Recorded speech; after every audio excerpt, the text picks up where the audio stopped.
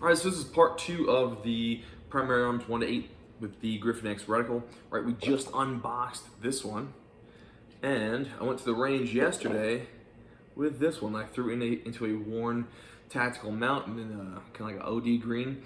Really like it, looks badass, and I love the worn mounts. This is like my 3rd or 4th. Very, very solid, good price, really good value for any kind of AR system, right?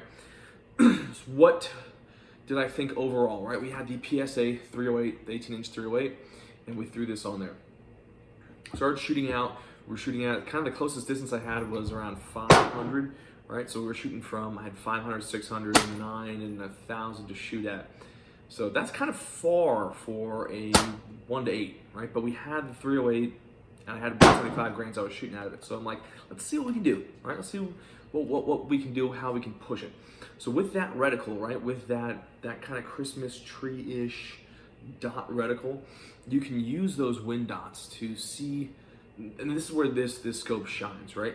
You need to be able to see the impact and then move, because wherever that impact is, say you hold somewhere, because I'm only holding, I'm not dialing with this scope at all. So having the MRAD turret on top is cool, but I'm not going to be dialing it. Most people are not going to be dialing this because it's a closed cap. It's not an open turret, right? So you're using that reticle. This is a reticle heavy optic. You're using that reticle. You're using those holdovers in the wind dots. So 600, I put it on that 4th mil because I know for around 600. I need about 4 mils, give or take, right?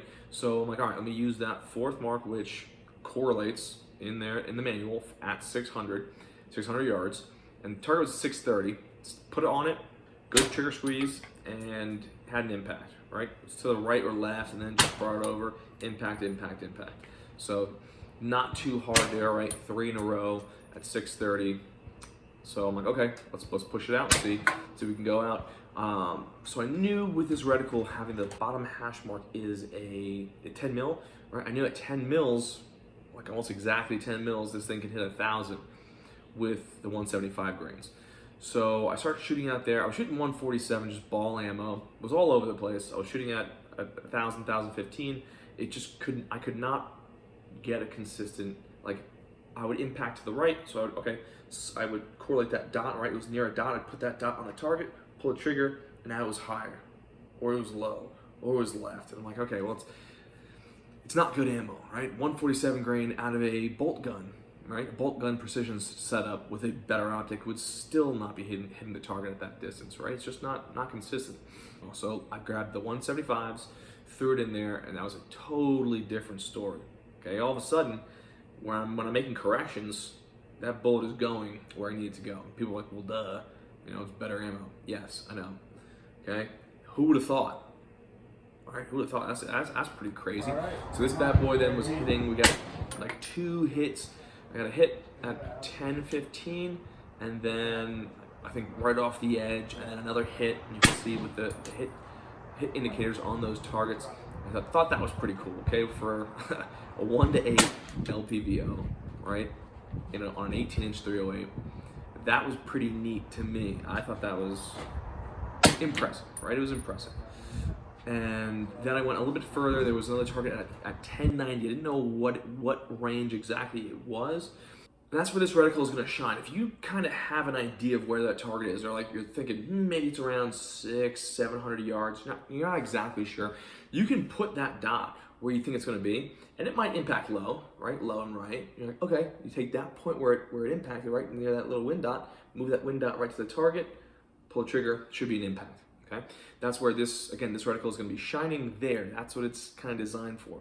You're not going to be able to get precise first round hits at distance, right? 300, 400 yards, yes, you should be able to, right? But at distance, because you cannot dial, right? You can, but you're not going to. It's not made for that. So you're holding, right? So on that reticle, right? It's not exact precise, and I wish the lines were a little bit finer. They are a little bit thick. That was kind of my first thing when I was comparing it to the HCSS Raptor. These lines, these Stadia lines, are actually much thinner than what's in this. I'm not sure why they did that, but for precision, you kind of want a precise line, because I don't know if that's impacting at the top of that line or the bottom of that line. It's a thicker line. So you could be holding at 4 mils, 4.2. It's going to be, you know, for that distance, say 500 yards, you need 3.5 mils, right? 3.5 mils would be an easy hold. But say you need like 3.4 or 3.6 or 3.7. You're not going to be exactly on. So it is what it is, right? If you're good and you have a very good trigger squeeze and you have that sight picture, you know exactly what that sight picture was, where that line was on that target when you pull that trigger, then just get back to that as soon as you can fight that recoil, get back onto it, line up just the way you had it, and then from there see where that bullet impacts. Okay, but you have to kind of know where you were holding, see where the bullet impacts. Okay, it was right here. Okay, now I know. I can shift that over, pull the trigger, target. So we got to 1090. I was holding up. I held right at that bottom hash mark. I thought maybe it's around 1,000. Shot, it was low. Brought it up. A couple more shots, and now the reticle is about 2 mils high. I'm shooting into nothing. I see the target. There's no reticle on that target. It's way up here, and I'm kind of just it's here. The target's down here. Bottom of the reticle's here, and I'm just like, okay, it's here. And pull, boom, move it up, move it over a little bit. There was no reference point, no reticle down there, no wind dots I could see. So I was kind of just, free balling it at that point. But did get a hit at 1090. That was it took like 5-6 shots, but I got a hit on the silhouette target. So that was cool. Not going to be a consistent kind of thing.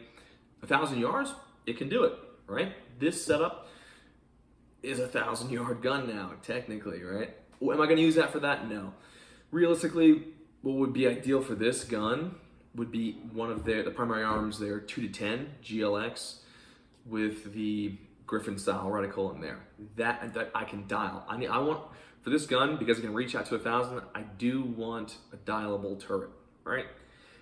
I still like the weight savings you get in this, but it's just not, again, and that's me splitting hairs here, saying, oh, well, the 1-8 doesn't get me precise shots at 1,000 yards. Yeah, it's not designed for that. I get it. Realistically, this thing is going to be going on a 5.56. I think these 1-8s are designed for gas guns.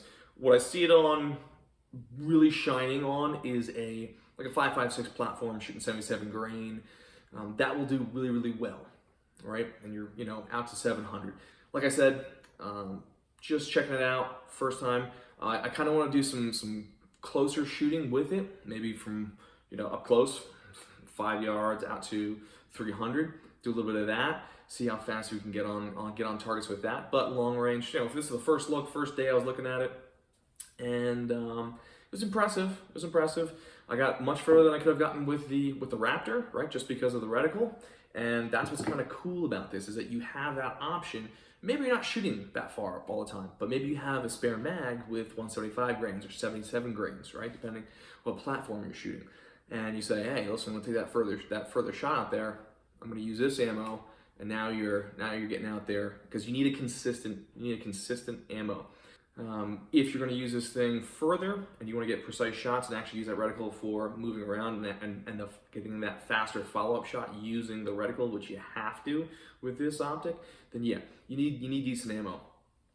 So that's in a nutshell. I think for the price, very, very cool. Kind of gets people into that platinum 1-8 with the Griffin reticle at a much lower price point. It's not the same as that, right?